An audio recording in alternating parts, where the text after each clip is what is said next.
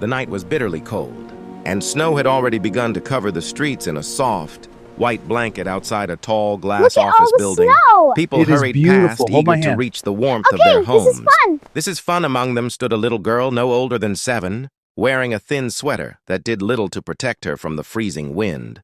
Her small hands were red from the cold, and her eyes searched every face that passed by, filled with quiet desperation as the main doors opened. A well-dressed man stepped out, surrounded by a few assistants. He was the CEO of one of the city's biggest companies, a man known for his strict schedule and serious nature. People usually avoided stopping him, knowing how busy and distant he seemed. But tonight something unexpected happened. The little girl gathered her courage and stepped forward. Blocking his path, her voice trembled as she spoke. "Sir, my mom didn't come home last night." The man paused at first. It seemed like he might ignore her and move on like many others had. But there was something in her voice, something raw and honest that made him look down at her. Her eyes were wide, glistening with tears that hadn't yet fallen. He frowned, slightly confused. "What do you mean?" he asked, his tone softer than usual. "She always comes home even if it's late," the girl said, her voice breaking. "But last night she didn't come back. I waited all night. The wind blew harder, and snowflakes began to fall more heavily around them." The CEO glanced at his watch. Then back at the girl, his assistant shifted impatiently, reminding him of his next meeting, his responsibilities, his carefully planned evening. For a moment he hesitated, but then he noticed how thin her clothes were, how she shivered uncontrollably without saying a word. He removed his expensive coat and gently placed it over her shoulders.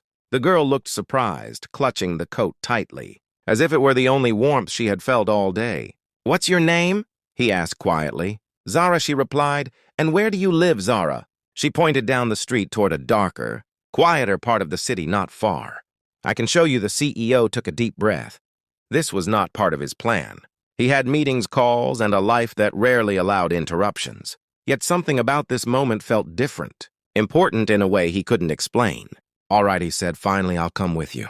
His assistants looked shocked. "Sir, your meeting?" "Cancel it," he said firmly without taking his eyes off the girl. And just like that, everything changed. They began walking together through the snow-covered streets. The city lights faded behind them as they moved into quieter, narrower roads. The little girl walked quickly despite her small steps, as if driven by fear and hope at the same time. The CEO followed silently, his polished shoes, now covered in snow for the first time in a long while. He wasn't thinking about business deals or deadlines. Instead, his mind was filled with questions. Where was her mother? Why hadn't she returned? And why did he feel like this simple decision, to follow a frightened child into the cold, was leading him into something far more serious than he had imagined? The snow kept falling and the night grew deeper. The snow grew thicker. As they moved farther away from the bright city lights, the roads became narrow and uneven, lined with old buildings that looked tired and forgotten. The CEO carefully followed Zara. He's slower now, not just because of the slippery ground, but because of the growing unease inside him. Something about this situation didn't feel right. Zara finally stopped in front of a small, worn-out apartment building. Its walls were cracked, and a dim yellow light flickered above the entrance. She looked up at him for a moment as if seeking reassurance, then pushed the door open. Inside, the hallway was cold and silent. The air smelled faintly of dampness. Zara hurried up a narrow staircase, her small feet echoing against the concrete steps. The CEO followed closely behind, his eyes scanning everything carefully. "This is our home," she said softly, stopping in front of a door at the end of the hall. She pushed it open. The room inside was simple and modest. A small table stood in the corner with a single cup of tea, placed on it cold and untouched. A thin blanket lay on a worn-out sofa. Everything looked normal at first glance, but the silence felt heavy, almost unnatural. "Mom." Zara called out, her voice hopeful but trembling. No answer. She tried again, louder this time. "Mom." "I'm here, still nothing." The CEO stepped inside, his expression turning serious. He gently placed his hand on Zara's shoulder. "Stay close," he said quietly. He walked around the small apartment, checking each corner. The kitchen was empty, the bedroom untouched. It was as if her mother had simply vanished. Then something caught his eye. A phone lay on the floor near the table. He picked it up. The screen was cracked, but it still worked. Several missed calls were visible, all from the same unknown number. There was also a message short but alarming. His face tightened as he read it. "What is it?" Zara asked. Noticing the change in his expression, he hesitated for a moment, then gently said it might be a clue about your mom. The message hinted that her mother had been in trouble, something about feeling unwell and trying to get help. The CEO's mind immediately began to piece things together. He looked around again, this time more carefully. The untouched tea, the phone on the floor, the open door. It all suggested that her mother had left in a hurry. "Possibly in distress. When was the last time you saw her?" he asked. "Yesterday evening." Zara replied she said she'd be back soon. The CEO nodded slowly, his instincts now fully alert. This was no ordinary delay. Something had clearly gone wrong. He took out his own phone and stepped aside. Making a quick call, his voice was calm but firm as he spoke, giving details and requesting immediate assistance. This situation needed professional help. When he returned to Zara, she was sitting quietly on the sofa, clutching his coat tightly. Her eyes were filled with fear, but she tried to stay strong. "She's going to be okay, right?" she asked softly. He crouched down in front of her, meeting her gaze for a moment. He saw not just a frightened child, but someone who had been forced to grow up too quickly. "We're going to find her," he said gently. "I promise. Outside." The wind held louder, rattling the windows. The night felt heavier now, filled with tension and uncertainty.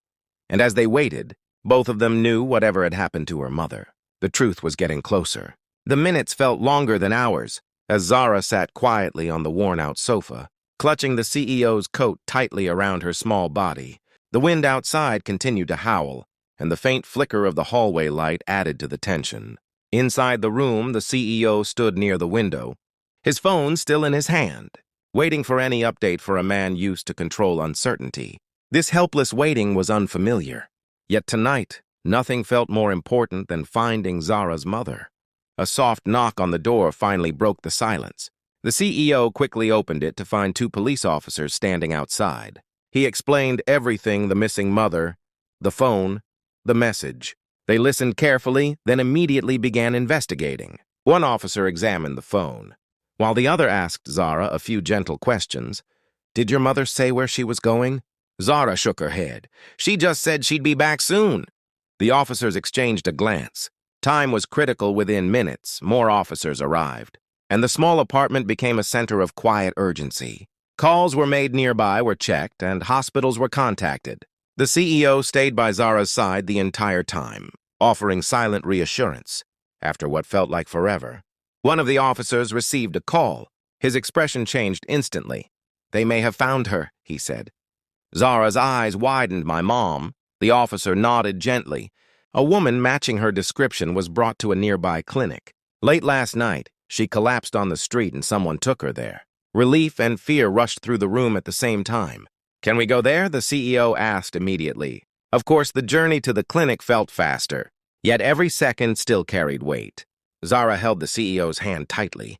As they walked inside the small medical facility, the smell of medicine filled the air, and nurses moved quickly through the corridors. A doctor approached them. "Are you here for the woman who was brought in last night?" Zara stepped forward. "That's my mom." The doctor gave a reassuring smile. "She's stable now. She had collapsed due to exhaustion and weakness, but she's awake." Before he could say anything else, Zara ran past him and into the room.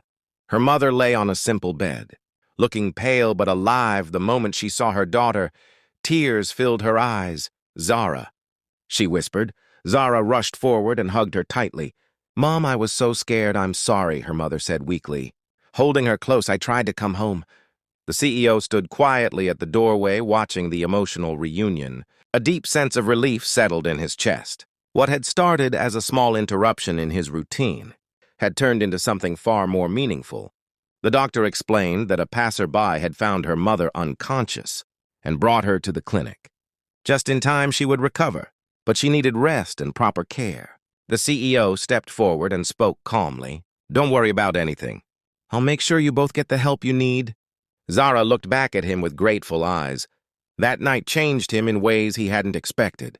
He realized that success wasn't just measured by wealth or power, but by compassion, by being present when someone needed help the most. As he left the clinic later, the snow had stopped falling, and for the first time in a long while, He felt something warm not from a coat or a building, but from within.